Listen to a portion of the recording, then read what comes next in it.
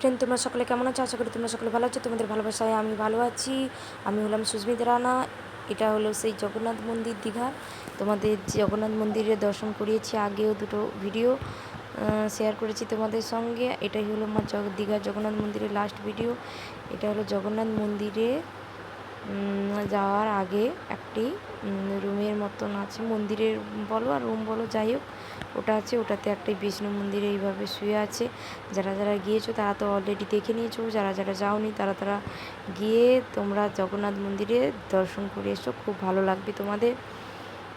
আর আমি পুরী একবার গিয়েছি, ওইখানেও জগন্নাথ মন্দির দেখেছি। ওখানের চেয়ে এখানের মন্দিরটা আরও খুব সুন্দর এবং খুবই পরিষ্কার। এত মানে দর্শনার্থী যাচ্ছে, তাও ভেতরটা এত পরিষ্কার চকচক করছে, আমি তোমাদের বললে বুঝতে পারবে না। তোমরা নিজে গিয়েই দেখে আসো। যারা যারা গিয়েছো তারা অলরেডি দেখেছো, যারা যারা যাওনি তারা গিয়ে একবার প্লিজ দেখে এসো, তোমাদের খুব ভালো লাগবে।